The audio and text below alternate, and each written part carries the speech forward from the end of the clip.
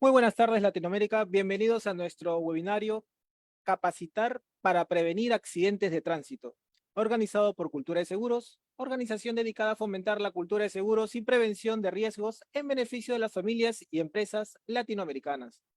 Hoy nos acompaña el coronel en retiro de la Policía Nacional del Perú, Pedro Gustavo Tizó Castro. Él actualmente es perito judicial de la Corte Superior de Lima en accidentología vial como investigador, analista y reconstrucción de accidentes de tránsito en todas las modalidades.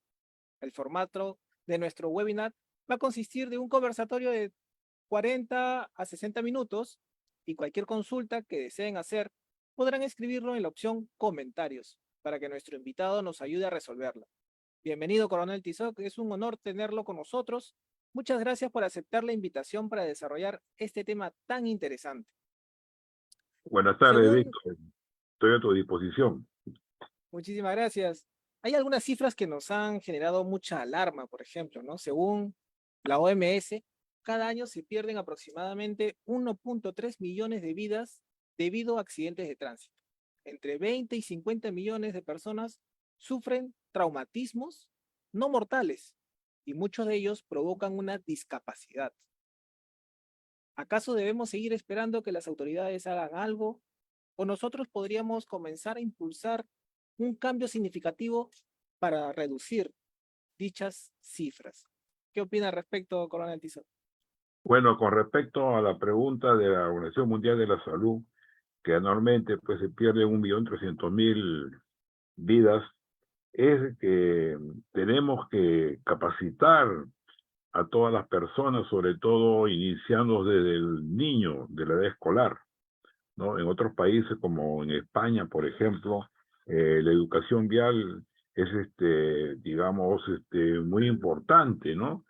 Sobre todo que hay programas, por ejemplo, para los menores de 3 a 5 años, de 6 a 8, de 9 a 11 y de 12 a 16, donde se le hace conocer pues, a los niños diferentes digamos, actividades educativas. Primeramente comenzamos, por ejemplo, con lectura de cuentos e historietas, ¿no? Traducida en libros tipo dibujos animados, para que el niño, pues, a su edad, pueda captar esos mensajes. A su vez, también hay guías didácticas de educación vial, ¿no? Donde en este aspecto, pues, estas guías de educación es para transmitir de manera pues, sencilla y eficaz principios de prevención y seguridad vial. Se ofrece pues una orientación pedagógica con objetivos y contenidos dinámicos. Como ya manifesté, de acuerdo a la edad que tienen estos niños, ¿no? Y también estas actividades educativas aprenden casi a darse cuenta del comportamiento clave para su seguridad en la vía pública. También hay diccionario, pues, de educación vial, ¿no? Infantil. La práctica también de la educación vial es muy importante en los colegios. Solamente nos recordamos solamente la educación vial una vez al año y una hora nomás, ¿no? No que no es bien hecha, sino dictada muchas veces por profesores que no tienen conocimiento de lo que es educación vial. Tenemos que formar también a los profesores en el campo de la educación vial para que puedan llegar a los niños con el aprestamiento, aquellos niños que están, por ejemplo, en la inicial, ¿no? Hacerle juego con la plastilina, hacerle que unos carritos, un semáforo, algo como desplazarse en la vía pública. Lo que concierne, pues, tenemos que educarnos.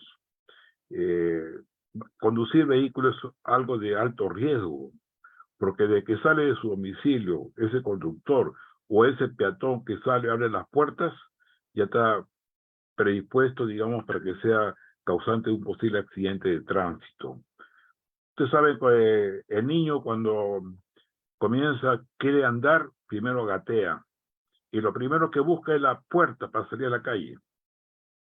Hay muchos accidentes que han ocurrido, sobre todo en asentamientos humanos, en los conos de acá de la misma capital de Lima, donde los niños salen y son pues sufren accidentes de tránsito porque no tienen el control de los padres o de una persona adulta.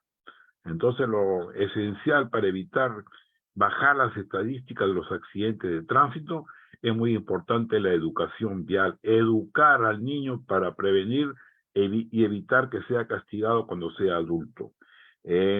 Por decir un ejemplo, tenemos un parque automotor, considerando pues a los vehículos automotores nada más, ¿no?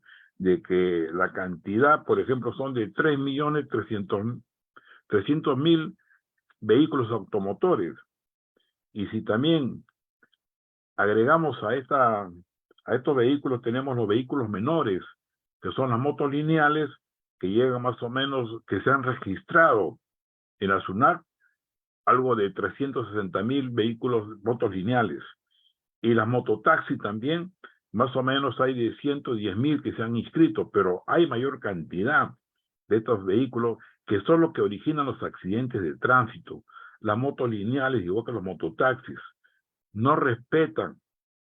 Deben circular ellos, por ejemplo, mototaxis por las vías, digamos, que no sean de alta velocidad. No deben ingresar las carreteras. Solamente deben cruzar una carretera por los lugares, digamos, que haya un semáforo, haya un puente, pero no estar dispuesto porque hay accidente de tránsito. Ahora pululan mucho las motos lineales, el famoso delivery, que manejan, conducen estas motos haciendo malabares y no respetan los carriles. La moto lineal, igual que mototaxi, deben circular dentro de un carril, detrás de otro vehículo. Y en la práctica no se aprecia eso, sino que hace lo que mejor le parezca para llegar a su destino. Entonces tenemos que educarnos. ¿Y cómo podemos evitar accidentes? A base de la educación. He tenido una experiencia en mis casi 50 años de la educación vial, que siempre he preguntado a los conductores, ¿no? Levanten la mano los que han leído su reglamento de tránsito. Y de los que han levantado la mano, casi nadie, uno, dos, ¿no? De un auditorio de 200 personas, 300. Me acuerdo bien que una vez tuve una charla en el famoso Cine Porvenir, donde era el más grande de Lima y del Perú, que la capacidad era de 1.500 personas, y nadie levantó la mano ahí. O sea que no leen su reglamento, solamente se preocupan de dar el examen, leer las preguntas que está en la página web del Ministerio de Transporte, se la aprenden de memoria, pero no saben el contenido del reglamento de tránsito. Y en nuestro Código Penal, por ejemplo, el artículo 111, homicidio culposo, y 124, lesiones culposas, en el último renglón dice, son sancionados con sanción penal por la inobservancia a las reglas técnicas de tránsito. ¿Y cuáles son esas reglas técnicas de tránsito? Aquellos dispositivos que están en el reglamento de tránsito que el conductor tiene que aplicar cuando está circulando en la vía pública. Pero como el conductor no ha leído su reglamento, pues no sabe, ¿no? Entonces, ese es ahí el gran problema que tenemos acá en el país. Hay que hacer una reingeniería, me parece, para todos los conductores, la capacitación. Y también nuestro reglamento de tránsito habla unos articulados, unos capítulos referentes al peatón. Pero al peatón, ¿quién lo educa? Nadie. Solamente una vez al año, una hora, cuando hay educación vial, nada más.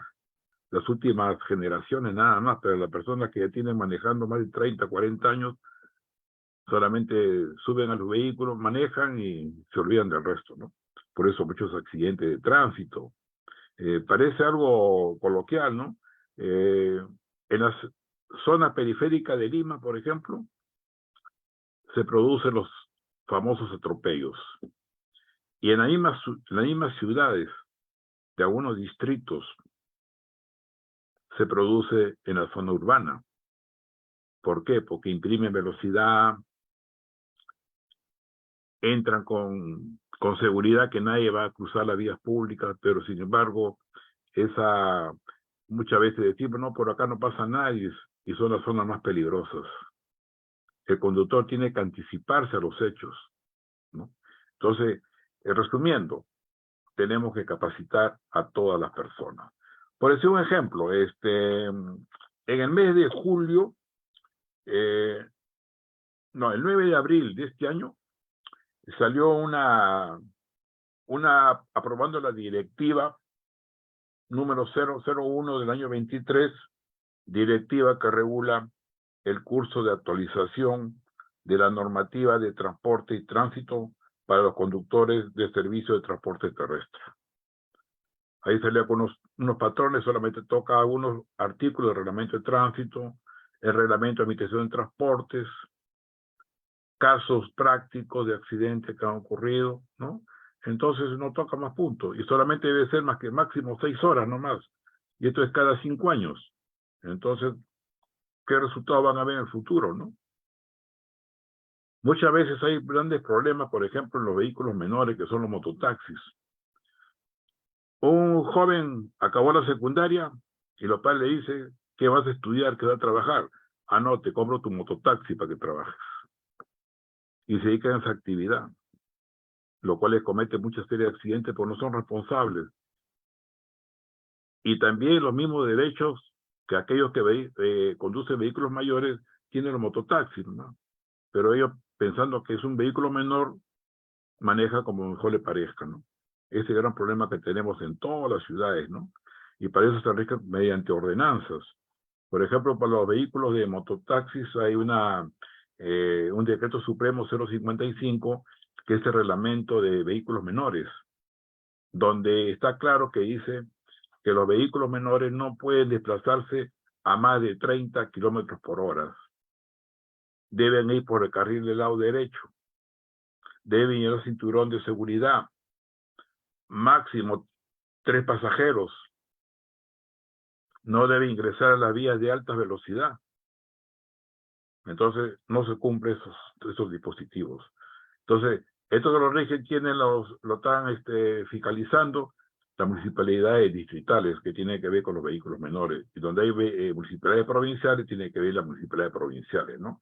Entonces vemos de que esa clase de vehículos pues está aumentando cada día. Por ejemplo, acá en Villa El Salvador tenemos más de 20.000 mototaxis, que son, como se dice, no están registrados en los padrones de la municipalidad, como le llamamos, entre comillas, los famosos piratas, ¿no? Entonces esos son también, ahora están cometiendo una serie de actos ilícitos. Entonces lo que prima acá es la educación que tiene que haber. Conforme, Víctor, Es conforme, Coronel Tizoc, y comenzaste mencionando sobre España, ¿no? El caso de España, donde han desarrollado mucho el tema de la educación vial. Yo recuerdo que hay una compañía de seguros líder ahí en España y líder en Latinoamérica también, que es Mafre. Ellos tienen un programa muy interesante sobre prevención de accidentes de tránsito, van con todo un bus, ¿no es cierto? Y llevan todos sus implementos para, digamos, comienzan a crear una pequeña ciudad, ¿no? Para que los niños comiencen a interactuar, tienen semáforos, líneas peatonales, tienen carritos eléctricos y eso les ayuda a interiorizar a los niños como jugando, ¿no? El tema de la importancia de la prevención de accidentes de tránsito. efectivamente, me acuerdo cuando estuve en actividad, había la famosa Feria del Pacífico, o Feria del Hogar, Sí. donde mi unidad, en ese entonces, la 50 Comandancia, se colocó un stand de educación vial, donde durante 15 minutos a los niños se les explicaba lo que era el semáforo, el significado de las luces, cómo desplazarse en la vía pública, cómo caminar en la vereda, cómo cruzar en las esquinas por los plazos peatonales, ¿no? Y al niño se le grabó bastante. Y luego salíamos fuera del auditorio y habíamos hecho un parque, digamos, con semáforos, calles, ¿no?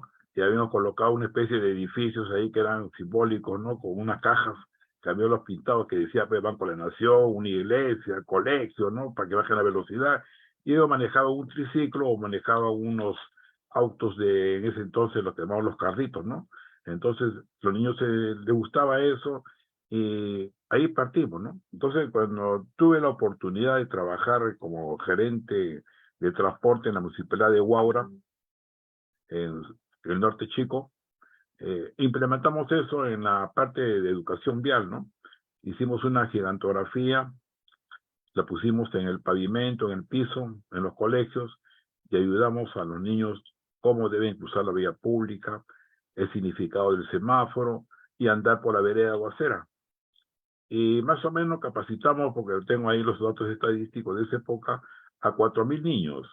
Están identificados con su DNI y deben obrar en los archivos de la Municipalidad de Huaura, ¿no? Al momento que me relevé. Pero sin embargo, pues es el momento, ¿por qué me decían? Porque los niños a su papá le decían, papá, cuando subas a tu vehículo, ponte cinturón. Y el niño pues obligaba a su papá que se coloque el cinturón de seguridad, ¿no? Y así por el estilo. Era también, papá, está en rojo, para, ¿no? Entonces, los niños un poquito, digamos, se aprende por la mente que tienen, ¿no? Son curiosos los niños y tenemos que partir por la educación vial en los niños, ¿no? Que es muy importante. Por ejemplo, tuve la oportunidad de enseñar en un colegio de acá en La Molina, donde la proyección era de que enseñarles a los niños de tal manera que cuando acababan la secundaria ya tenían conocimiento de lo que es educación vial y sobre todo incidíamos en lo que es el reglamento de tránsito. De tal manera que ese niño ya se convertía en un joven, ya en un adulto que iba a cumplir a los 18 años, ya salía con esa opción de poder obtener su licencia de conducir, ¿no? Entonces eso fue un gran aporte de este colegio en La Molina, ¿no? Y así se puede hacer en todos los colegios, ¿no? Para que los niños pues sean responsables y sobre todo que te crea conciencia cívica de respetar la vía pública. Nadie está puesto. Desde que uno sale del umbral de su puerta de su domicilio, ya puede ser causa de un accidente, por acto negligente de un conductor, o de repente ese vehículo se despista, puede estar en un paradero, puede estar en la puerta de mi casa, como ha habido casos, ¿no? Que han sido atropellados y han fallecido posteriormente, o le han causado lesiones graves y la persona con el tiempo quedó con discapacidad. Y incluso también hay otros vehículos, como en algún caso recuerdo antes de la pandemia, un scooter, ¿no? Que terminó causando lesiones en la vereda a un peatón. Entonces, también termina siendo, no entra, digamos, el scooter, me parece, dentro de la regla de tránsito, pero entra bajo la educación vial finalmente, ¿no es cierto? No, ya estaban insertos en el reglamento de tránsito, ¿no? Y esos conductores que manejan se llaman vehículos de movilidad personal. Estos vehículos de movilidad personal tienen que circular pues de acuerdo a las características de la vía. Hay lugares, por ejemplo, que hay los mismos, los, los mismos conductores, por decir un ejemplo, de que hay transporte público, va por carril derecho. Entonces ellos no pueden circular por el carril derecho, tienen que ir por el carril izquierdo, siempre y cuando haya un separador central. Los que pueden circular por la vereda son los niños y las personas que están embarazadas, ¿no? Pero tal vez es un riesgo, ¿no? Estos vehículos de movilidad personal no deben llevar placa, no es necesario pero tiene que respetar lo que es el uso de la vía pública. En una parte están inmersos en el reglamento de tránsito, ¿no? Pero también ha habido accidentes con ellos. Prohibido llevar ocupantes pasajeros, ¿no? Este vehículo podría tener los famosos patinetes que está ahí, ¿no? Pero he visto que señores llevan a sus hijos al colegio, lo cual está prohibido, de llevar casco, por ejemplo, y no llevan casco. Entonces están expuestos a que sean causados un accidente de tránsito, ¿no? Entonces hay que educarlo, conocer bien. La velocidad máxima no pueden superar ellos los 25 kilómetros por hora. Entonces, ¿qué sucede? De que en el parque automotor que he mencionado antes, por ejemplo, que llegamos pues a una cantidad de vehículos que ya ha sobrepasado digamos, los límites de las vías, ¿no? Y no contamos la bicicleta también. Ahora también la bicicleta es otro gran problema, ¿no? De llevar luces, de llevar frenos, de llevar al conductor casco, cinta reflectante, por ejemplo, ¿no? Y eso es lo que está ocurriendo ahorita, pues, ¿no? Entonces, todos están inmersos en el reglamento de tránsito. Pues eso es un gran problema también, ¿no? Si los conductores no, por más que se les capacite, no leen el reglamento, un peatón, un conductor de bicicleta no va a leer el reglamento de tránsito, pero sin embargo están expuestos, ¿no? En la vía pública, y muchos se han quedado con discapacitados. Me acuerdo bien una información del Ministerio de Salud hace ya 4 años atrás, habían quedado con discapacidad total ya cerca de 18,000 personas, ¿no? Según la estadística del Ministerio de Salud de hace ya, antes de la pandemia fue eso, ¿no? Entonces, todo tiene que ser capacitación para evitar, pues, todos los accidentes que hay. Por ejemplo, ¿no? El año pasado han habido en el Perú un aproximado de 84,000 accidentes de tránsito, ¿no? De los cuales han fallecido cerca de 3,300 personas. Lo que tenemos que llevar es bajar esa incidencia. Por ejemplo, cuando fue la pandemia en el año 2020, que se inició, hubieron casi 2,159 fallecidos, ¿no? O sea, no bajó tanto, solamente es casi la tercera parte de lo que está ocurriendo actualmente, los accidentes de tránsito, ¿no? A Entonces, pesar que, perdóname, a pesar que durante la pandemia hubo inamovilidad por un tiempo, ¿no? efectivamente, ¿no? Pero siempre hay casos de accidentes, ¿no? Eh, Cada día, por ejemplo, fallecen 8 o 10 personas por accidente de tránsito, ¿no? ¿Y cuántas quedan con discapacidad también, no? Como siempre le digo a los conductores, participar en un accidente de tránsito, por más que tenga SOA, esté asegurado, esa familia se convierte en más pobre, porque no es un problema del conductor, sino un problema ya familiar, ya. Todos quieren ayudar, están lesionados, heridos, por más que tenga SOA, ¿no? Y ese es el gran Sí, problema que tenemos ahora en el Perú, ¿no? ¿verdad? Pero, Porque si bien es cierto, el SOAT te ayuda con los gastos de curación o lamentablemente con los gastos de funerarios, ¿no es cierto? Pero el lucro cesante, lo que deja de percibir esa familia, siempre y cuando el conductor era el que llevaba o sostenía económicamente al hogar, ese lucro cesante deja de tenerlo, ¿no? Mientras estén en la clínica atendiéndonos y si lamentablemente fallece, pues ya desaparece por completo ese ingreso económico que tenía. por ejemplo, en el año 2015, el 30 de agosto de 2015, se publicó pues en el diario peruano la ley de flagrancia. Y ahí están inmersos pues los accidentes de tránsito, manejar en estado de ebriedad que cuando causa accidente de tránsito, ¿no? Entonces, es un proceso en que el conductor no tomó conciencia, los conductores tanto de particulares como de transporte público, de carga, de mercancías peligrosas, ¿no? Y en vez de bajar los accidentes, se mantiene, ¿no? De 3,000 no baja, ¿Y y eso sigue aumentando, por, ¿no? claro, por qué podría pasar a pesar de que hay una ley? ¿O es que no estamos cumpliendo las sanciones que están reglamentadas? ¿Qué sucede? Pues que, como bien digo, un día me preguntó un conductor en una capacitación, me dice, ¿por qué la policía me pone siempre papeletas? Yo le hago la pregunta, lo que hace el fiscal, ¿usted ha leído su reglamento de tránsito? No, me dijo, entonces desconoce las normas, por eso te ponen la sanción. Un ejemplo que me pasó cuando estuve en actividad. Un día voy a colocar, en un operativo, le voy a colocar la papeleta a un conductor que lo observé que estaba hablando con celular.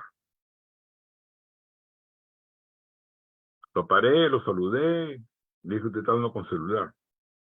No, no está hablando con celular. Señor, fíjese, me dice, hace 10 minutos me ha puesto una papeleta por hablar con celular. Y seguía hablando con celular, fíjate. Entonces son casos que he vivido ahí, ¿no? Claro. Muchas veces el peruano es muy criollo. Me acuerdo cuando en el año 2001, 2000 más o menos, acá en el Perú sí se instauró, digamos, se recalcó para que los conductores usaran el cinturón de seguridad, porque había muchos accidentes con muerte, ¿no? Y el peruano es muy criollo. Ahí me acuerdo que hicimos un operativo ahí en La Victoria, en la parte de lo que concierne a Parinacocha, Huánuco, ¿no? Isabel la Católica, esa zona, donde muchos vehículos de transporte público, los famosos micros, ¿no? Y el peruano es vivo, se habían cosido un cinturón en el polo, ¿no? Se habían cosido, No, entonces cuando bajaban con el cinturón puesto, ¿no? Entonces eran vivos, les decía, protege tu vida primero. Y así, hasta que ya pues se ha, digamos, se ha ya, digamos, normalizado que toda la gente use cinturón de seguridad, protege la vida, ¿no? Y muchos conductores, por ejemplo, he tenido unas fotos ahí, ¿no? De que en Metropolitano, por ejemplo, había un conductor que no se había, lo tenía colgado el cinturón, pero no tenía ajustado, ¿no? Y así en diferentes vehículos, ¿no? Que no se colocan cinturón, pues, ¿no? yo recuerdo que un par de oportunidades viajé al extranjero y me sorprendió mucho la manera como respetaban la regla de tránsito. Por ejemplo, en una carretera había una fila de kilómetros de vehículos de transporte pesado que respetaban circular por el lado derecho. A pesar de que había tráfico, ellos no eran capaces de invadir tu carril o el carril de un auto particular, por ejemplo. En otra oportunidad, hicimos un experimento con mi esposa y mi suegra, y yo me había percatado que los vehículos, cada vez que llegaban a la esquina, sobreparaban o paraban, ¿no? Y se veían un peatón a una distancia de 20 metros, por ejemplo, ellos frenaban para dejarle el pase y que cruce el peatón. En cambio acá no, acá aceleras para poder ganarle al peatón, digamos, ¿no? O o de repente si tu fila es la de derecha, por ganar tiempo te pasas a la izquierda y no te importan lo demás y tratas de ganar, ¿no? Pero si uno que es latino, digamos, viaja a esos países, automáticamente se autoeduca, ¿no? Sí respeta, por ejemplo, las reglas. ¿Y esto por qué puede pasar? Si no tiene la misma educación vía que la tienen en otros países, o es porque allá las sanciones son más estrictas y sí se ejecutan. Efectivamente, acá, por ejemplo, hemos podido comprobar de que la mayoría de conductores que salen en la misma prensa hablada, ¿no? O escrita, de que hay conductores que deben una cantidad de dinero por papeleta, le han puesto 200 papeletas, 300 papeletas, más de 100 papeletas, ¿no? Como dice que va a haber amnistía, eso es lo que siempre esperan ellos, ¿no? Y a veces hay amnistía, pues que bajan los precios, ¿no? A mitad de precio de una oferta que hacen las municipalidades para elegir los alcaldes, ¿no? Dice, ya te va a bajar, ¿no? Entonces, no cumple. Debería haber una ley de que deben pagar, digamos, pasadas las 24 o 48 horas, ¿no? Y su vehículo, orden de captura del conductor de ese vehículo, ¿no? Entonces, no se cumple. Por decir un ejemplo, ¿no? Acá en Chile, en la República de Chile, ahí se respeta las 24 horas del día el semáforo. El peruano que va a Chile respeta. Cuando viene el Perú, no lo respeta. Eh, el 14 de febrero de este año, hicieron una encuesta a nivel mundial en que Tailandia era el país número 1 de los peores conductores que había. Y para mala suerte, el Perú era el segundo, según las estadísticas. Salió publicado en el diario Ojo, me acuerdo bien, el 14 de febrero. Esa es la realidad de nuestro país. No respetamos, no cumplimos. Si todos fuéramos ordenados, por ejemplo, esas motos lineales irán detrás de un vehículo en cada carril que le corresponde, porque deben circular los que utilizan la vía pública detrás de otro vehículo, respetar el carril. Acá no respetan el carril. Por eso hay muchos accidentes. Cuando hemos visto accidentes de tránsito con moto que es fatal, con muerte del conductor de la moto, es porque se ha metido, ellos mismos se meten. Si respetaran, ¿cuántas vidas se hubiera salvado? No respetamos las líneas del pavimento, que es la línea continua, discontinua, invadimos el carril. Siempre hay una línea continua. Muchas veces los conductores, cuando le he preguntado qué significado tiene la línea continua, discontinua en el pavimento, ellos dicen están colocados de adorno, pero ¿es para qué? La línea continua no puedes cambiar de carril. La línea discontinua sí puedes cambiar de carril, pero haciéndolo como, con cuidado, observando tu espejo retrovisor, que no venga ningún vehículo atrás, como está adelante, puedo pasar. Entonces tiene que hacer, digamos, unos ciertos pasos para adelantar, lo que no hace acá. Acá no respetan. Entonces, el conductor tiene que respetar, sobre todo las señales de tránsito. Por ejemplo, acá en el Perú, nos dan una tolerancia para la velocidad, que son de 5 kilómetros más, porque en el año 2021 bajaron la velocidad. Antes una avenida era 60, ahora son 50. En una calle Girón era 40, ahora son 30. ¿No? Pero que ahí dice algo especial para las, digamos, intersecciones no semaforizadas. Cuando uno cruza una vía o una intersección no semaforizada, la velocidad precautoria es de menos de 30 kilómetros por hora. Pero sin embargo, ellos piensan que están en una avenida y todavía están pensando que son 60, porque no han leído el reglamento. Y se produce el accidente. Cuando el fiscal lo interroga, ¿qué dice? Ah, no, si yo crucé la esquina a 50 kilómetros por hora, pero él ha tenido que ir a menos de 30 kilómetros por hora. Cada esquina representa un peligro. A ciegas semáforo, porque tampoco respetamos el semáforo. Entonces, le preguntamos a un conductor cualquiera, usted cuando sale de su domicilio, va al trabajo, ¿por cuántas esquinas pasa? Por cientos de esquinas, miles de esquinas, pero cada esquina representa un peligro. Como le digo, usted puede ser un conductor correcto, sabe su reglamento, respeta las señales, pero tenemos que cuidarnos de los actos inseguros de los demás conductores. El conductor cuando maneja su vehículo es como si estuviera manejando a la vez 6 vehículos. Tiene que cuidarse con el vehículo que está adelante, con el que está detrás mío, el que está a mi derecha, el que está a mi izquierda, el que me pasa, al que yo sobrepaso y cuando llego a una intersección. Es el conductor defensivo, el que maneja correctamente. El conductor defensivo es aquel que sale de su casa y regresa a su domicilio sin tener una papeleta, sin ni un choque que ha tenido. Pero acá pues sucede todo lo contrario. Entonces no respetamos, no conocemos las normas. Conoce la tabla de infracciones, pero ¿por qué todavía discute, no? ¿Por qué me está poniendo papeletas si estoy bien? Ahora, muchas veces también, ¿qué sucede? Que el conductor sube a su vehículo y antes de subir a su vehículo tiene que revisar a su vehículo. Cómo están los neumáticos, tiene banda de rodamiento, está correctamente inflada, mi vehículo tiene combustible, cómo están los espejos retrovisores, cómo está el aceite, tiene que alinear bien sus espejos, abrirlos bien, tiene que acomodar su asiento de acuerdo a su estatura, llega bien a los pedales, cinturón de seguridad, porque cuando ocurre accidente de tránsito, le van a colocar una infracción, que es el artículo 90. Antes de subir, tiene dos, A y B. A, antes de subir a tu vehículo, revísalo. ¿Lo revisaste antes de subir a tu vehículo? ¿Cómo estaban los frenos?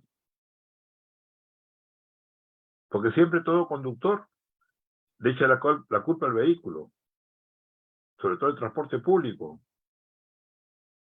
se me vaciaron los frenos.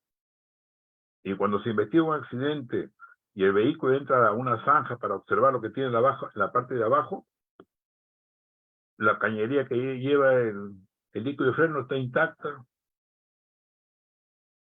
No hay nada que se ha salido el líquido de freno. Pero sin embargo dice que se me vaciaron los frenos. Y si se vaciaron los frenos, usted se dio cuenta antes de subir a su vehículo, ajustó bien el pedal del freno. Por eso tenemos que revisar. Y casi en la mayoría de accidentes le colocan el artículo 90. Y el B que dice, en el artículo 90, manejar con cuidado y prevención. El deber del cuidado que debe tener todo conductor, de manejar y conducir correctamente sobre todo lo que está a su alrededor. También hay que tener en cuenta que el peatón tiene derecho de paso. Pero acá no respetamos, metemos el vehículo muchas veces, ¿no? Entonces, hay que, digamos, tener conciencia en los conductores, y porque ya cuando se comete un accidente es demasiado tarde. Ya. Viene un cúmulo de lamentaciones. ¿Por qué no lo hice? ¿Por qué lo hice? ¿No? Por eso tiene que estar preparado, anticiparse a que pueda ocurrir un accidente de tránsito. En el reglamento de vehículos, por ejemplo, nos habla, ¿no?, de la profundidad que tiene que tener la banda de rodamiento. En el reglamento de vehículos habla, por ejemplo, para mototaxi, la profundidad, el profundímetro tiene que ser de 0.8 milímetros.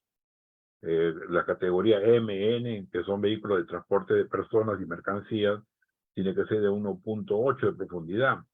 Y para los remolques y remolques, ¿no?, categoría O, LMNO, tiene que ser de 2 milímetros de profundidad. Entonces, ahorita está manejando, circulando normalmente, pero cuando hay un accidente van a investigar todo, ¿no? Eso es la importancia, ¿no? De dónde, sobre todo para hacer la reconstrucción del accidente.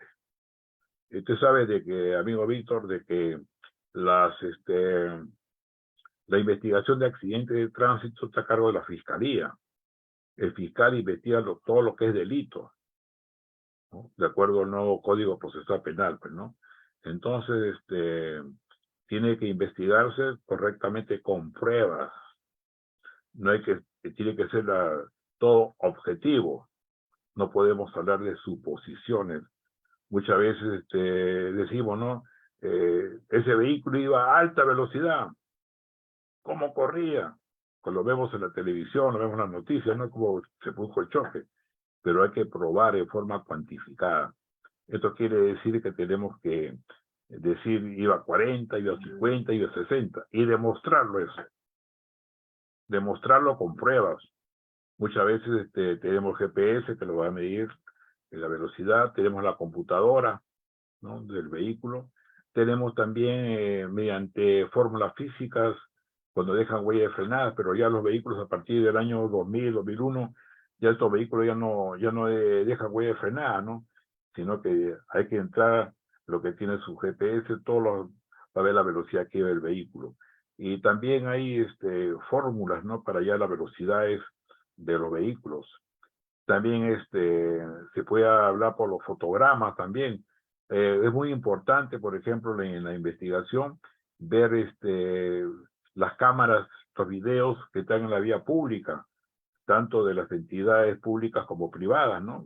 Más sobre todo también nos apoya las municipalidades que tienen en ciertos lugares las cámaras. Entonces, viendo todos estos fotogramas, unos 30, 40 fotogramas, porque ahí sale el tiempo del segundo, ¿no? Y uno lo puede llevar a las medidas para sacar la velocidad de ese vehículo. La velocidad, pues, es una magnitud física, ¿no?, que se va a medir, por ejemplo, la distancia, ¿no?, que es el tramo, y un tiempo que es digamos, cuánto demora ese vehículo para llegar, son segundos nada más, ¿no? Entonces se aplican fórmulas y sale pues la velocidad de ese vehículo, ¿no?, antes del accidente. Entonces, Interesante. es muy importante, sobre todo, la capacitación en los conductores y también en los peatones. iniciando pues la capacitación en los niños para que, como vuelvo a repetir, ¿no? Ya cuando sea adulto no sea sancionado esa persona que ya es adulto. Y también es importante pues, capacitar a los padres de familia en los colegios para que también ayuden, ¿no? Cómo deben desplazarse en la vía pública, ¿no? Y hay diferentes temas, ¿no? Porque hay niños escolares que tienen su movilidad propia, otros que lo llevan sus padres, pero aquel que vive en los conos, en las zonas aledañas, en la misma zona urbana, muchas veces son peatones que van caminando y otros son también que suben al transporte público. Entonces, hay diferentes capacitaciones de acuerdo al vehículo que están usando para que se puedan desplazar esos niños, ¿no? Eso es importante. También, por ejemplo, es importante también capacitar a las personas de tercera edad, porque ya la mayoría de esas personas tienen diferentes enfermedades a la vista, por ejemplo. Tienen astigmatismo, presbicia, catarata, miopía, ¿no? Y diferentes enfermedades, otros son daltónicos también que confunden los colores, ¿no? Cómo desplazarse en la vía pública. Sobre todo, el factor importante para la conducción es la vista. Y también para el peatón, ¿no? Para que pueda distinguir a cierta distancia, ¿no? Que no haya confusión. Porque muchas veces hay gente que viene, por ejemplo, de nuestras regiones andinas a la capital, primera vez, y ellos están acostumbrados a caminar. Y cuando entran a la vía zona urbana, por ejemplo, ven en el fondo ahí dos luces. ¿Y lo que piensan? ¿Son dos motos de repente? ¿O es un vehículo? ¿O el vehículo viene con una sola luz, no? Y son atropellados muchas veces por desconocimiento. Y así ocurre, ¿no? Me acuerdo bien que las estadísticas de cuando hace años ya, a partir del 80, 90, todo esto de la subversión que hubo, la gente de Ayacucho, esa zona, vino a Lima en cantidades, por época de las zonas, digamos, de subversivas que había, ¿no? Y casi la mayoría, por estadística, que se fueron a vivir a los conos. Y la gran mayoría atropellados eran gente, pues, andina, ¿no? Entonces también todos necesitamos una capacitación de acuerdo a la zona donde residen las personas, ¿no? Porque tenemos que hablar diferentes idiomas para que la persona pueda entender y pueda capacitarse, sobre todo a usar la vía pública. Porque utilizamos la vía pública desde que aprendemos a caminar, hasta que Dios nos recoja, porque todo el mundo camina en la vía pública. Entonces estamos expuestos, ¿no? Igual que los conductores también. Los conductores también tienen cierta edad. Y para manejar vehículos de transporte son hasta los 80 años, transporte público, pero para vehículos particulares hasta que Dios quiera. Pero por ejemplo, a partir de los 70 hasta los 75, cada año tiene que pasar exámenes psicosomáticos. De 76 hasta antes de cumplir los 81, cada 6 meses tiene que pasar exámenes psicosomáticos, ¿no? Entonces, ahí también hay que incidir, ¿no? En la capacitación de las personas. Interesante todo lo que nos comenta Coronel Tizoc, sobre todo porque en realidad al conocer los reglamentos de tránsito también en parte me ayuda a conocer un poquito cuáles son las principales exclusiones de una póliza de autos, por ejemplo, como exceso de velocidad, ebriedad, incluso fallas mecánicas, que es un seguro de autos tradicional, digamos. Hay algunas condiciones o cláusulas especiales que se utilizan para de repente dar cobertura para algún tipo de evento como velocidad o alcoholemia, pero eso es en función de negociaciones con ciertas empresas y hasta cierto límite, pero son algunas particularidades. Y eso es importante conocer también el tema de la seguridad vial y prevención. Por aquí, Ángela Malca nos pregunta, ¿no? Los peatones también han originado accidentes de tránsito al cruzar por una carretera de vía rápida y no cruzar por el puente peatonal. Ahí, ¿qué nos puede comentar al respecto? Porque igual Ya, creo que el conductor de todas maneras tiene alguna responsabilidad. ya, el peatón primeramente debe cruzar una zona, por ejemplo, en la zona urbana de los cruces peatonales. En las vías de alta velocidad, de repente puede haber un puente aéreo o un puente subterráneo.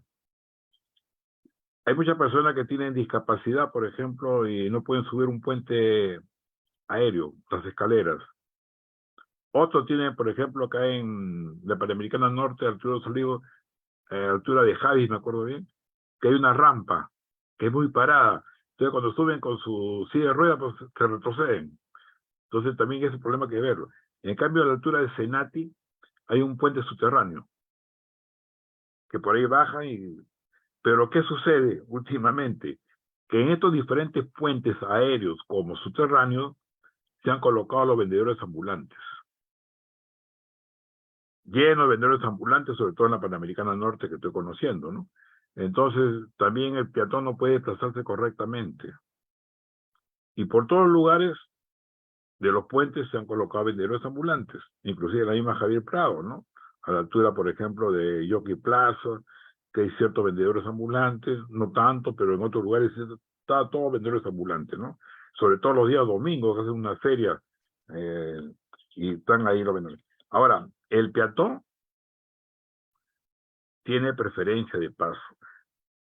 En uno de los artículos del reglamento de tránsito que dice de que el peatón puede cruzar a mitad de cuadra en la zona urbana, en una avenida, cuando el vehículo se encuentra a una distancia de 60 metros, puede cruzar. Y en una calle o jirón puede cruzar a mitad de cuadra cuando el vehículo se encuentra a 40 metros de distancia. Pero en una vía de alta velocidad, hay lugares que hay baranda que no se puede cruzar, pero sin embargo cruzan, ¿no? Y sobre todo, por ejemplo, Hospital del Niño, acá en Lima, en la Avenida Brasil. Hay puente aéreo, y también hay cruce peatonal abajo, porque hay un semáforo. Entonces hay gente que cruza por arriba y por abajo, pero más cruzan por abajo. Pero a veces la luz para el peatón está en rojo, pero cruzan ellos. Y sobre todo cargando a su criatura, a su bebé. Y hay accidentes de tránsito, ¿no? Entonces, tenemos que capacitar a todas las personas. Por eso digo, la capacitación debe ser de los colegios, ¿no? A medida que uno va creciendo, va recibiendo diferentes currícula, ¿no? Entonces, hay lugares en la carretera, por ejemplo, de que hay barandas, como voy a repetir, lo cual está prohibido circular. También es otro gran problema, de que hay gente que al frente de su casa tiene una tienda, algo que comprar y cruzan de frente. Y para caminar a 300, 500 metros y luego subir y bajar otros 500, camina más de 1000 metros para ir al frente, como se dice, porque tiene que subir un puente peatonal, ¿no? Entonces, eso también está, digamos, deben crearse, digamos, lugares apropiados para que crucen los peatones, sobre todo puentes aéreos, ¿no? Como también hay que hacer un estudio de factibilidad de acuerdo a la densidad de la población, porque de repente hago un elefante blanco donde nadie va a subir, ¿no? Como hay casos que ha habido que hay puentes que nadie sube, todos caminan por abajo, como se dice, ¿no? Donde en los lugares que hay accidentes de tránsito, hay un puente peatonal, ¿no? Hay que investigar eso. Ahora, la policía, de acuerdo al nuevo Código Procesal Penal, artículo 332, la policía no puede fiscalizar o puede decir quién es el culpable. El único que puede decir el culpable es el fiscal o denuncia y el juez puede decir quién es el culpable. Pero la policía no puede calificar. De acuerdo al artículo 332, informe policial, no se puede calificar. Pero sin embargo lo están haciendo. Entonces están convirtiendo en un abuso de autoridad. Siempre hay que respetar el cruce peatonal. Y el reglamento es claro, dice, hay que cruzarlo dentro del crucero peatonal. No puede salirse 1 metro, porque ya no está dentro del crucero peatonal. Queda dentro del crucero peatonal por el lado derecho, para cruzar. Yo recuerdo que una vez me comentaron un caso en el cual la persona estaba por una vía rápida, o sea, el conductor estaba por una vía rápida y estaba dentro de los límites de velocidad. Lamentablemente un peatón se le cruzó, no cruzó por el puente aéreo, sino por mitad de carretera. y terminó atropellándolo. Y finalmente la responsabilidad mencionaron que era del conductor porque era una zona urbana. Y en este caso en particular, ¿cómo ve esta situación? Yo pensaba que de repente el conductor no era responsable al 100% porque estaba dentro de la vía con los límites de velocidad permitidos. Ya. Para investigar un accidente de tránsito, pasa por tres partes. Antes del accidente, había una señal de tránsito que restringía la velocidad, de repente decía velocidad máxima 40. Antes de, había señales, había cruces peatonales. ¿Qué señales había? Había señales preventivas, reguladoras, informativas. Durante el accidente, ¿dejó alguna huella frenada el vehículo? Hay, te encuentras durante el accidente, está lesionado, hay evidencias. Después del accidente, también tenemos que investigar. De repente se dio a la fuga, la característica del vehículo. Después del accidente hay que hacer en el laboratorio todo lo que uno encontramos. Si encontramos, por ejemplo, un indicio, una huella de frenada, tenemos que investigar si verdaderamente pertenece a ese vehículo involucrado, porque puede ser también de otro vehículo. Tenemos que medir el ancho de la banda de rodamiento del neumático, si tiene algunos defectos, medir la longitud para saber la posible velocidad que iba ante el accidente, los defectos que tenía ese neumático, de repente está con la llanta baja, tiene cierta característica, está demasiado inflado, está correctamente inflada, ¿no? Entonces, ante el accidente, ¿qué señales había? Sobre todo en carretera. No solamente hay que ir al lugar del accidente, sino hay que retroceder por lo menos 500, 1000 metros, 2000 metros para ver qué señales, qué cosa había antes del accidente. Y también después del accidente caminar también, para ver qué cosa evidencia tenemos. ¿Ya? Entonces, todo eso va a incidir en la investigación de los accidentes de tránsito. Entonces, si ir a ese lugar, por ejemplo, en una zona urbana o un centro poblado, la velocidad de un centro poblado son 55 kilómetros, son 50, ¿de acuerdo? O de acuerdo a lo que diga la autoridad competente en ese lugar. Todo tiene que estar pedido por la velocidad. Y si yo tengo dudas, haré un documento al Ministerio de Transporte para que me diga en el lugar donde fue el accidente, tal kilómetro, calzada oeste, calzada este, tengo que especificar claramente para que me diga ellos si hay una señal que había ahí, o la sacaron la señal, o decía velocidad máxima tanto, ¿no? Pero que el poder judicial todo es con pruebas, no hay suposiciones, hay que comprobarlo, ¿ya? Entonces, por ejemplo, el conductor dice, bueno, yo iba en ese momento a 40 kilómetros por hora. Yo no lo voy a poner porque iba, sí, efectivamente a 40, tengo que investigar si iba a 40 o iba más, ¿no? De repente tiene el tacógrafo, GPS que tiene una empresa, porque ellos tienen una empresa, parten, ¿no? Entonces ahí vamos a ver el odómetro, cuánto marcaba. Tengo que leer el odómetro, el tacógrafo, lo que se llama, ¿no? Eso se lee con unas lupas especiales y ahí marca la velocidad del vehículo al momento que fue el accidente. Entonces yo estoy demostrando con pruebas de que ese vehículo a la hora del accidente que se detuvo iba a 50 kilómetros por hora y no lo que manifestaba el conductor que iba a 40. Ahora, por ejemplo, los conductores deben saber, y la mayoría no lo sabe, de por ejemplo, si el conductor va a 50 kilómetros por hora, se desplaza a 50 kilómetros por hora. Le preguntamos al conductor, usted si va a 50 kilómetros por hora, ¿cuántos metros por segundo avanza en un segundo? ¿Para qué? Para que pueda dominar su vehículo y pueda detenerse.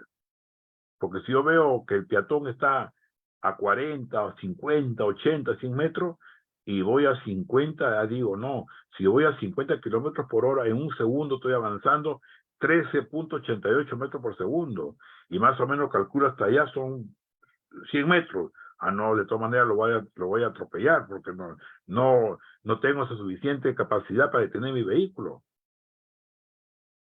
Y los conductores no saben. Si yo voy a 50 kilómetros por hora, en una zona, en una pista que está limpia, no está mojada, ni está húmeda, está correctamente, aproximadamente para detenerme necesito 25 metros. ¿Cuál es la fórmula? Si voy a 50, multiplico 5 por 5, ¿cuánto es? Es 25. Ah, entonces aproximadamente voy a necesitar 25 metros para detenerme. Pero si voy a 50 kilómetros por hora y en un segundo avanzo 13.88, multiplico por 2 y ya me está dando 27 metros. Quiere decir que de todas maneras lo voy a llegar a atropellar. Ahora, ¿qué maniobras evasivas usted realizó como conductor? ¿Giró a la derecha, giró a la izquierda, aplicó los frenos o no? De repente aplicó los frenos y la huella que dejó fue en forma diagonal, orientada, por ejemplo, de sureste a, ¿no? Un ejemplo, a noreste. Entonces quiere decir que vio al peatón y a su vez, ¿no? Trató de evitar el accidente, pero era demasiado tarde. Entonces, pero la velocidad que iba no era la prudente y no era razonable por la presencia del peatón. Pero todo tiene que ser con pruebas, nada de subjetividad. Que fue alta velocidad, demuestre. Todo hay que demostrarlo. Y de acuerdo a la física, tenemos una serie de fórmulas para aplicarla en el movimiento rectilíneo, en el movimiento curvilíneo. De repente estoy en una intersección, ¿no? Porque la mayoría de choques son en las intersecciones de esquina. Yo te choco con mi parte delantera o mi parte anterior en la parte lateral de otro vehículo, ¿correcto? Lo choco ahí. Pero no hay huella de frenada. Pero el conductor que chocó dice, no, yo iba, dice avenida, es una intersección, acá tengo que circular menos de 30. Si se acuerda o no se acuerda, de repente dice, avenida, tengo que ir a 50, 55, porque no he leído su reglamento. Ya, he ido a 50. Pero cuando aplicamos la fórmula, no hay huella de frenada, aplicamos lo que es la energía cinética. Velocidad es igual a 15.9 raíz cuadrada de energía cinética sobre peso del vehículo. Pero antes tengo que aplicar lo que es peso igual peso del vehículo, la distancia de desplazamiento y coeficiente de fricción. Sumamos esas dos cantidades y aplicamos la fórmula y me sale el vehículo que chocó sin haber dejado huella de frenada, con los pesos y la gravedad. Entonces, es muy importante también, digamos, ver y estudiar. El que investiga tiene que ir al lugar de los hechos, al lugar del accidente. No va a ser de escritorio, tiene que ir al lugar de los hechos para poder recibir in situ todo lo que ha podido ocurrir. Así sea, el accidente ocurrió hace 2 o 3 años atrás, pero tiene que conocer el hecho. Entonces, siempre con las evidencias. Si no hay evidencia y si no podemos hallar la velocidad, se le dice pues que no se ha podido encontrar la velocidad por falta de pruebas. Pero yo no voy a inventar una velocidad que va a perjudicar a uno y el otro lo va a favorecer. Todo investigador de accidentes tiene que ser honesto, decir la verdad, no inclinarse para el lado derecho ni para el lado izquierdo, ¿no? Entonces, los accidentes de carretera ocurren, digamos, cuando la persona, por ejemplo, no respeta habiendo puentes, no sube el puente, o de repente es una persona con discapacidad. Y parece mentira. Hay muchas personas que van con los niños que tienen 3, 4 años de la mano, uno en cada mano, de derecha y de izquierda, y esa madre o ese padre comete una infracción de tránsito. Entonces el niño lo está educando de forma negativa, no de forma positiva. Desde ahí partimos también la educación vial del hogar. ¿Correcto, Víctor? Correcto, coronel Tizoc. Una consulta. em, esta eh, distancia, digamos, que va a avanzar el vehículo si está a 50 kilómetros por hora, que puede ser entre 25 y 26 kilómetros más o menos perdón, 25 o 26 metros de distancia que va a recorrer si quiere intentar frenar. Me imagino que en caso de lluvias o en caso de una pendiente, esto es mucho más la distancia, ¿no? Tal vez se Claro, llega a aumenta eso. Y sobre todo, ¿no? Por eso antes dije de que antes de subir tu vehículo revisa los neumáticos que tengan cocada, la profundidad.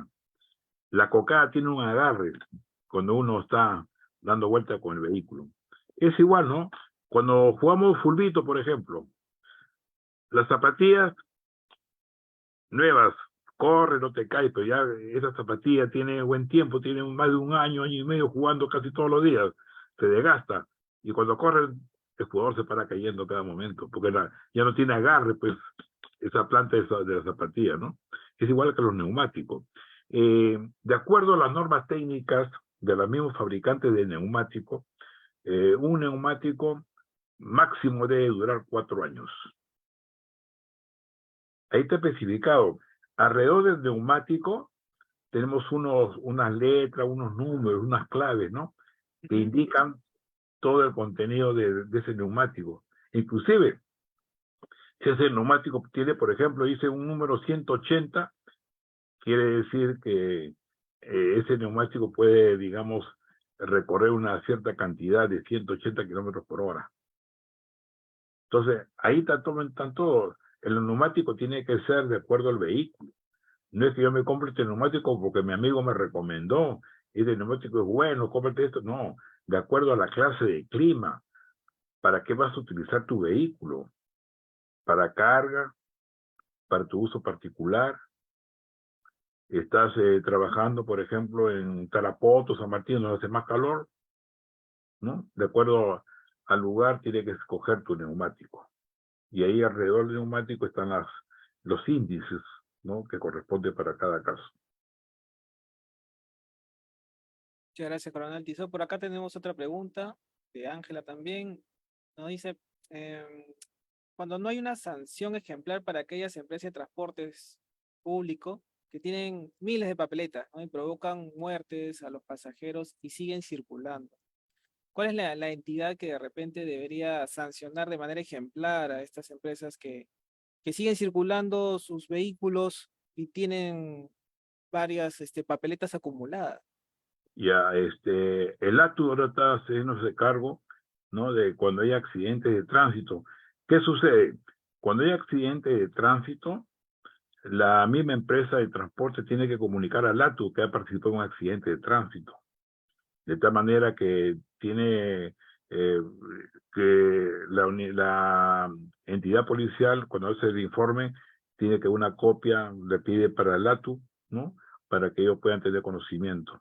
Y si el vehículo ha quedado con daños cuantiosos, para la reparación, una vez reparado ese vehículo, o en caso de que ese vehículo ya quede inservible, ya tiene que reemplazarlo por otro, ¿no?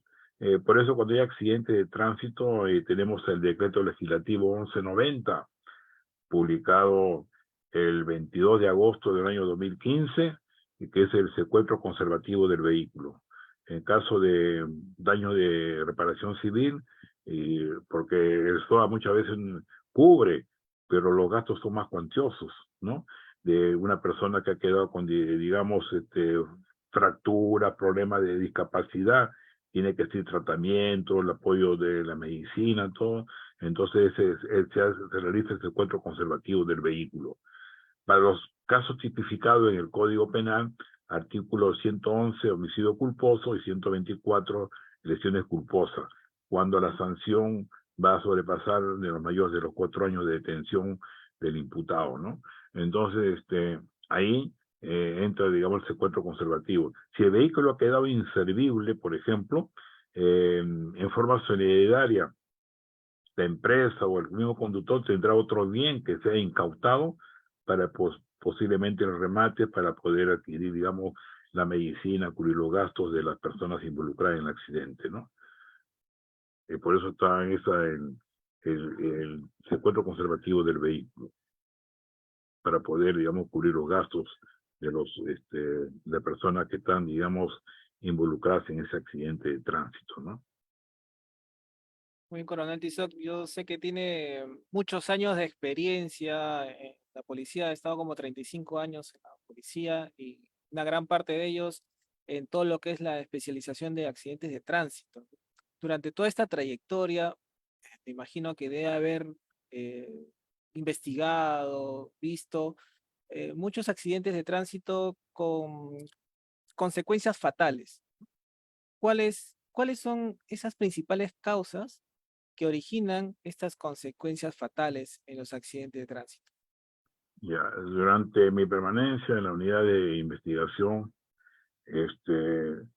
la causa de los accidentes de tránsito es una de las de causa es la velocidad. No solamente en el Perú, sino es a nivel mundial. La misma Organización Mundial de la Salud está tipificada que la velocidad es la número uno.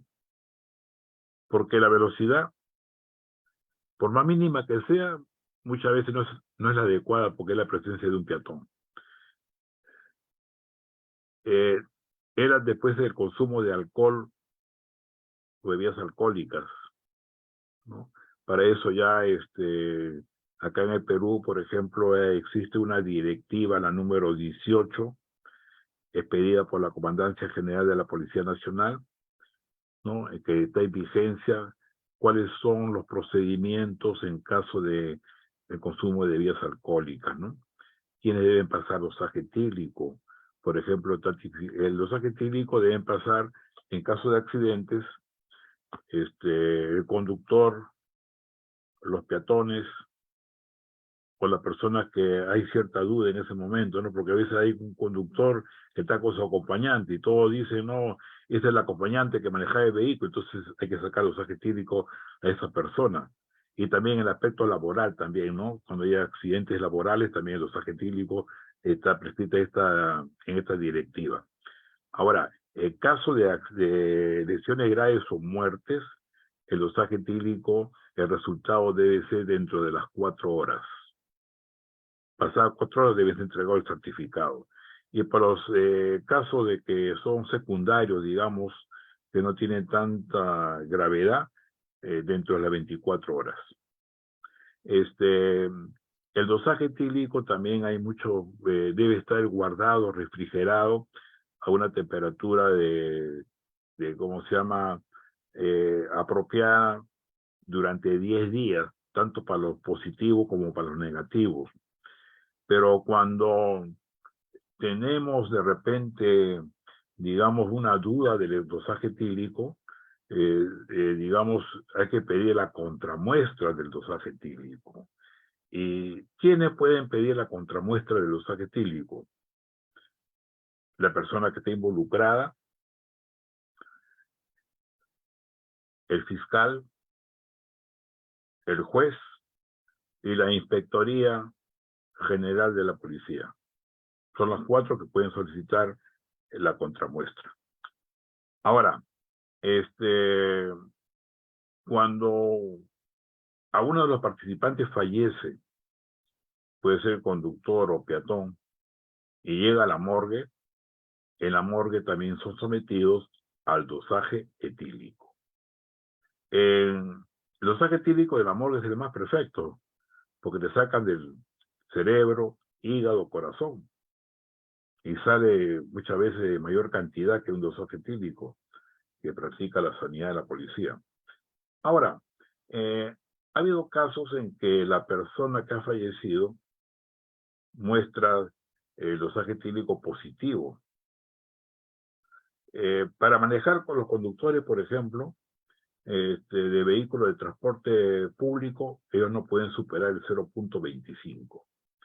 Y los que manejan vehículos, sobre todo vehículos de transporte público, de carga, mercancías peligrosas, no pueden superar el 0.25. Y los que manejan vehículos particulares no deben superar el 0.50. El peatón también no debe superar el 0.50. Ahora,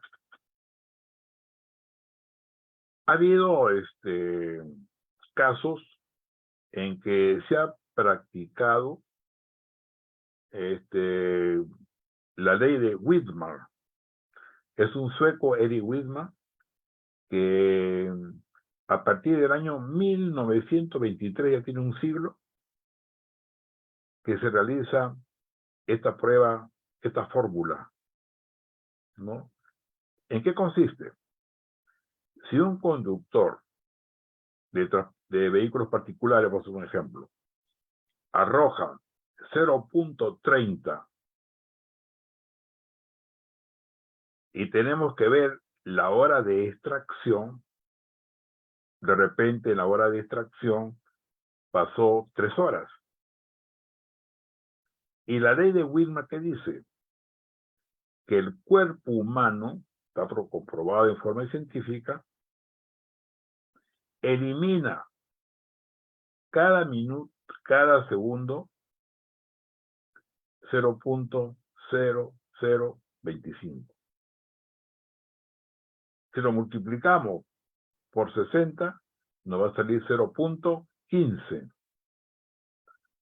Si este conductor pasó dosaje etílico después de 3 horas, quiere decir que era 0.45, ¿correcto? Más 30 que tenía, quiere decir que tenía 0.75. Quiere decir que ese conductor a la hora del accidente estaba ebrio, con 0.75. A pesar que el resultado salió 0.30. Y esa ley de Widmar la están aplicando acá en el Perú para las diferentes clases de delitos que ha habido. Incluso en la póliza de seguros de autos, para excluir los accidentes por ebriedad, consideran ese factor, Ya, 0.15 por hora. También para garantizar que de repente la persona estaba en estado de ebriedad, porque lo que importa es el momento del accidente, no en el momento que claro, tengan el dosaje etílico. claro, efectivamente, ¿no? Y también se ha aplicado, ya la ciencia está avanzando, que podemos sacar también el dosaje cuando hay duda, ya la persona ha sido enterrada. Exhumación del cadáver, que solicita por intermedio de la fiscalía. ¿Para qué? Para que del humor vitrio, lo que tenemos en el ojo, tenemos 2 clases de humor, el humor vitrio y el humor acuoso. El humor vitrio tiene el 80% del tamaño del ojo, lo que es la parte transparente, gelatinosa, que a medida que tenemos edad, esa parte que es media gelatinosa se va desvaneciendo y se va poniendo más líquido. Entonces, con una aguja, y el médico forense extrae ese humor vitrio del ojo. Esto está algo estéril, nadie lo ha tocado, y sale también el dosaje etílico, sale también por consumo de droga y diferentes enfermedades que puede tener la persona. Entonces, ahí también llegamos, ¿no? La parte de lo que concierne al dosaje etílico. Muchas personas desconocen, pero, ¿no? A través de la la capacitación que estoy dando, estoy haciendo conocer todo cómo puede ser también en la parte del dosaje etílico, ¿no? Entonces, porque el humor acuoso es aquel que nos mide la presión de la vista, ¿no? Entonces, el humor vitrio es algo gelatinoso, ¿no? Que está cubriendo, digamos, tenemos acá adelante la córnea, tenemos la parte de atrás del cristalino, ¿no? Que es una parte estéril que nadie ha sido tocado. Entonces, también hay medios para ser sometidos al dosaje etílico, ¿no? Pero también hay casos en que las personas, por ejemplo, no pueden ser sometidos al dosaje etílico, como son las personas que tienen obesidad, tienen problemas a la piel, la sangre no se coagula bien. Los inmunodeprimidos son aquellos que pueden, digamos, recibir o contagiarse de hongos, de parásitos, ¿no? Entonces, está el examen de orina. Y para la persona que consume, digamos, las bebidas alcohólicas, tenemos varias clases de bebidas alcohólicas. Tenemos las bebidas fermentadas, ¿no? Que tienen de 4 a 20% de alcohol, la bebida destilada que tiene de 40 a 50% de alcohol, tenemos las bebidas fortificadas que tienen de 17 a 25% de alcohol, licores y crema que tienen de 40 a 50 grados de alcohol. Entonces hay variedades de alcohol. Y así mismo, pues nuestro organismo también produce alcohol, que se llama endógeno, que produce de 0.03 gramos por litro, ¿no? Eso viene de la fermentación, de todo lo que estamos alimentándonos, ¿no? ¿Cómo se llama? Que produce pues alcohol en el organismo. Y también, por ejemplo, todo lo que consumimos, por ejemplo, todos los azúcares, al ingerir, se convierten en alcohol, ¿no? Y bueno, entonces, pero para la persona que sufre, digamos, consumen droga, viene el examen toxicológico, el examen de la orina. Que eso tiene una repercusión de hasta 10 días atrás que ha consumido la droga. Y también la prueba del cabello, ¿no? Que dura hasta 6 meses para ver la droga que ha consumido la persona, ¿no? Entonces, todo eso se va midiendo, digamos, por los exámenes respectivos, ¿no? También muchas veces los fármacos también son, digamos, unas drogas, porque de acuerdo a la Organización Mundial de la Salud, está considerado como droga todo aquello que ingerido al cuerpo vivo te produce cambios. Una pastilla, tenemos gripe, tenemos fiebre, tomamos un fármaco, ¿no? ¿Y eso qué hace? Te da sueño y no puedes conducir vehículo. Todo aquello que cambia tu parte psíquica, como dice, ¿no? Entonces, tenemos que tener cuidado. Hay muchos conductores, por ejemplo, que al momento de la investigación del accidente se le pregunta qué clase de medicina consume, por prescripción médica, qué cosa hizo un día anterior al accidente. Entonces hay personas de que ya están medicados, ¿no?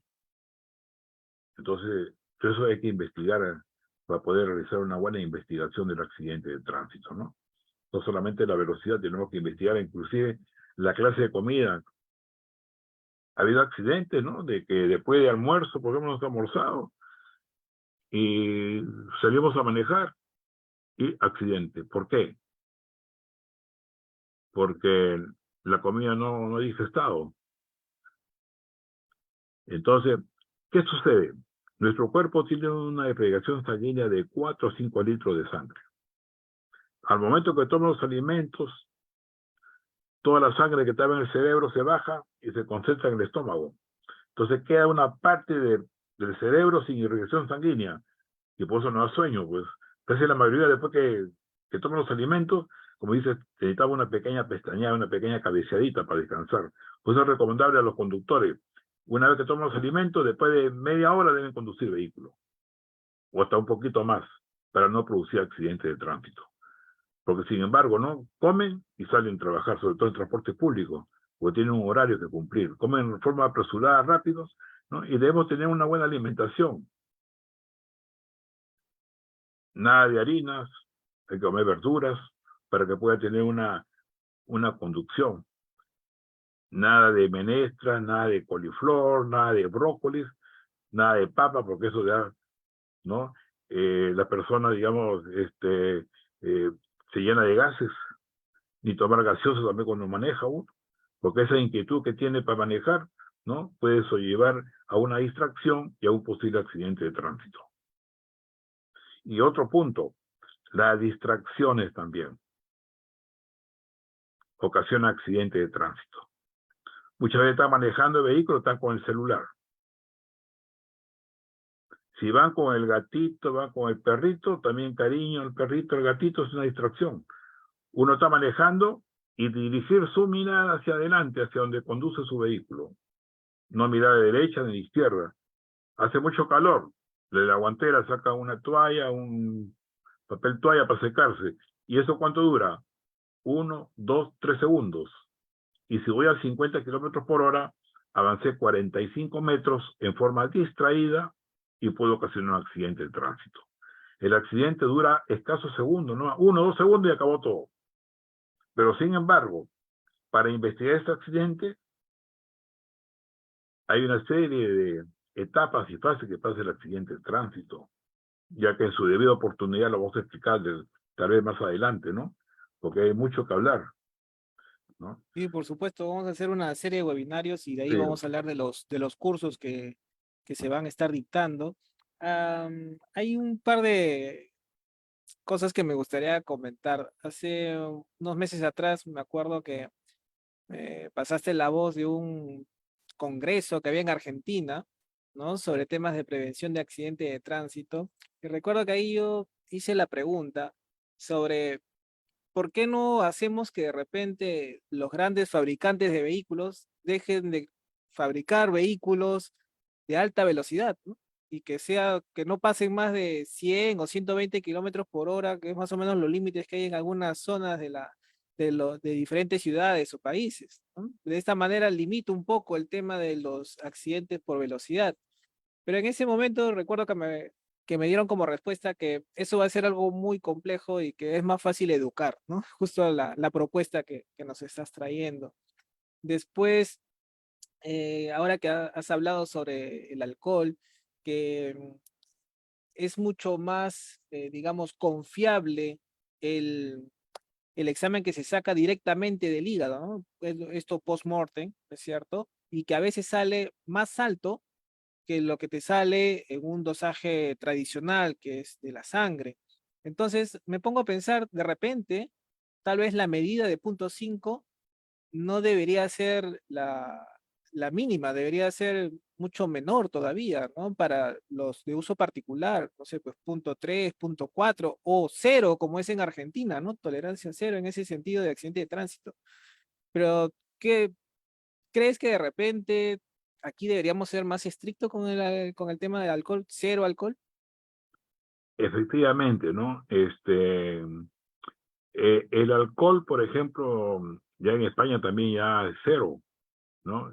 Y de acuerdo a las edades también en otros países. Tú sabes que los jóvenes de 18 a 25 años son los que consumen más bebidas alcohólicas, les gusta correr con a mayor velocidad, todo, entonces para esa edad deberían ser cero, ¿no? De 18 a 25. Y de 25 a 35, por ejemplo, un cierto límite, ¿no? Yo me acuerdo hace años, tuve una comisión en el Congreso, ¿no? Eh, para bajar el índice de alcohol. Y me dijeron los congresistas, no, pero a veces vamos a una reunión y tenemos que tomar 2 o 3 copas, que sea 0,70, ¿no? Y así Querían fue, subir. ¿no? Entonces yo que ver la forma de poder, digamos, porque todo el mundo consume bebidas alcohólicas, sobre todo en el aspecto sociable, ¿no? Las bebidas alcohólicas, ¿no? Pero eh, no tenemos, digamos, una educación como, digamos, para consumir bebidas alcohólicas. Uno va a una reunión, por decir un verbigracia, ¿no? A un matrimonio, boda de plata, un bautizo, y todo el mundo brinda primero con el pisco sour, que es de tradición peruana, o con vino, otros usan champán, ¿no? Entonces son bebidas destiladas que tienen mayor cantidad de alcohol. Y el pisco sour tiene más alcohol. ¿Por qué? Le echan azúcar y el azúcar se convierte en alcohol, el pisco que tiene, ¿no? Y te le echan más azúcar, tiene mayor cantidad de alcohol, ¿no? Entonces, y luego viene pues el whisky, viene la cerveza, y si son fiestas de costumbristas regionales, la chicha, la fermentada y tal cosa, y cuando te vas a despedir es la última del estribo y te dan un vaso de cerveza para que tomes, ¿no? Entonces, ese conductor que sale pues ya pues a cometer un accidente, ¿no? Debemos cuidarlo en ese aspecto, ¿no? De, de consumir, preferible, no llevar vehículo, porque sabe que uno va a consumir, llama su taxi, ahora que tantos, aplicativos que hay, ¿no? Y viene, recoge con más tranquilidad, pues, ¿no? Porque uno expone a la familia. ¿Cuántos casos ha habido de familias peruanas que han fallecido íntegra toda la familia, ¿no? Por esta clase de accidentes, ¿no? Y también la labor preventiva que realiza la policía yo me acuerdo cuando estaba en actividad, realizamos labores de prevención, sobre todo de alcoholemia, acá en Chorrillos, en Agua Dulce, al salir del túnel. Y lo cuento como una anécdota. Un día sábado, 20, 25 personas con bebidas alcohólicas que han consumido. ¿Por qué? Porque a la salida de Chorrillos había, cada fin de semana, 1 o 2 muertos había. Entonces, para bajar el índice, se hacían esos operativos. Pero me doy con la sorpresa de que todos los bares que estaban en la playa en Agua Dulce me querían denunciar porque le estaba trayendo su negocio abajo, ¿no? Entonces, los operativos que realizaban de otra forma indistinta, pues, ¿no? Entonces, los operativos se seguía practicando, pues, ¿no? Entonces, la persona puede ir, puede distraerse, ¿no? Pero no consuma un vaso, pero debe saber de que este vasito que voy a tomar me va a causar un daño, voy a llevar mi vehículo, ¿no? Y sobre todo, también obra la responsabilidad también del acompañante, la esposa, la pareja, decía, no tomes hasta acá, nomás queda un punto, ¿no? Pero siguen, los dos siguen tomando y dices, bueno, hay el accidente de tránsito, ¿no? No somos responsables, ¿no? Entonces, debería ser, como se dice, cero el dosaje etílico, ¿no?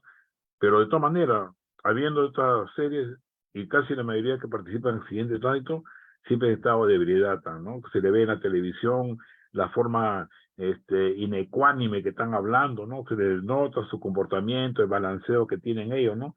Sin embargo, también la policía está facultada para practicar la ley de Hogan, que son la parte física, como el conductor se le hace unas pruebas en la comisaría de cómo debe caminar, cómo debe llevarse el índice derecho a la nariz, a la ceja, ¿no?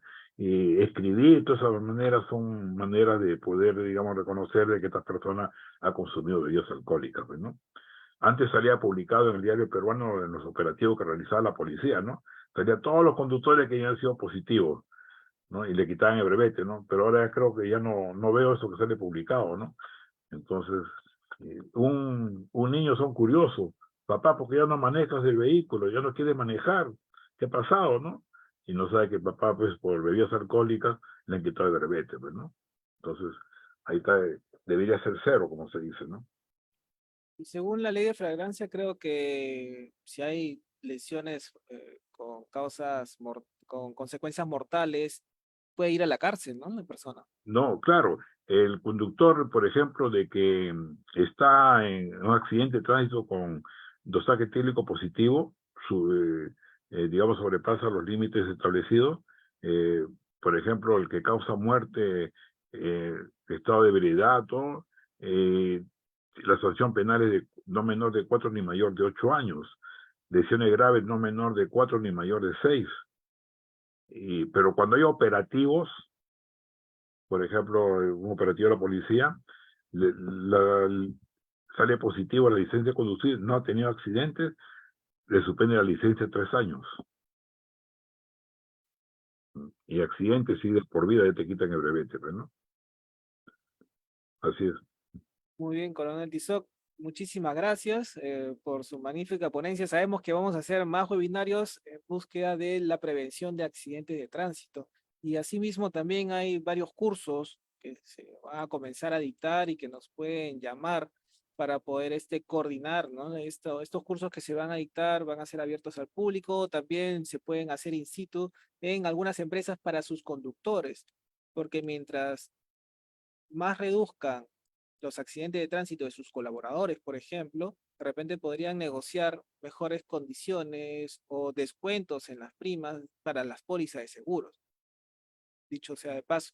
Entonces, ¿qué tipo de cursos tenemos? Por ejemplo, hay como 17, algunos de ellos son la Ley General de Transporte y Tránsito Terrestre, Reglamentos Nacional de Vehículos o de Tránsito, el Reglamento Nacional de Administración de Transporte, el Reglamento Nacional de Responsabilidad Civil y Seguro Obligatorio por Accidente de Tránsito, que vienen a ser el SOAT o el AFOCAT, por ejemplo, Educación Vial y Comportamiento en el Servicio de Mototaxi, Manejo a la Defensiva, algo que vamos a comenzar a promover mucho más, ¿no? Cómo prevenir los accidentes de tránsito, urbanidad y trato del usuario, manejo correcto de la carga estiva, conducción de vehículos de emergencia, investigación de accidentes de tránsito, reconstrucción de accidentes, educación vial tanto para menores, personas mayores, para padres de familia, podemos ir a los colegios, universidades, para que puedan aprender sobre esto. Queremos promover mucho más el tema de seguridad vial, ¿no? Y prevención de accidentes de tránsito. ¿Hay por ahí algún curso en particular que se me haya escapado, coronel Tizoc? También está en nuestro proyecto formar investigadores de accidentología vial, ¿no? Un curso que puede durar 4 o 5 meses para formarlos en investigadores de accidentes de tránsito, ¿no? Siguiendo todas las pautas que siguen otros países, ¿no? Eh, adecuándolo a nuestro Perú, ¿no? Para que sea, porque en todas partes del mundo se investigan los accidentes y con las últimas tecnologías también, ¿no? Y esperamos que la persona salga un buen investigador, para que con el futuro sean peritos en la investigación de accidentes de tránsito, ¿no? Buenísimo, coronel Tizoc. Muchísimas gracias y también hacemos consultoría en todo lo que es investigación de accidentes de tránsito, además de los cursos, ¿no? In-house. Muchas gracias, coronel Tizoc. Gracias por acompañarnos el día de hoy. Y no sé si nos quiere dar una reflexión final de repente, como para ir cerrando. Bueno, le recomiendo a todos los participantes, sobre todo si son conductores, a capacitarse, conocer el reglamento y también a los peatones también para que sepan cuáles son sus responsabilidades al uso de la vía pública, ¿no? A todos ustedes estamos a su disposición por este medio y también hay que prevenir para evitar los accidentes de tránsito que todos los días ocurren.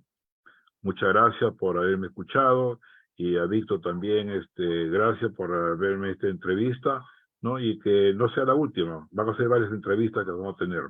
Bueno, buenas tardes con todos ustedes.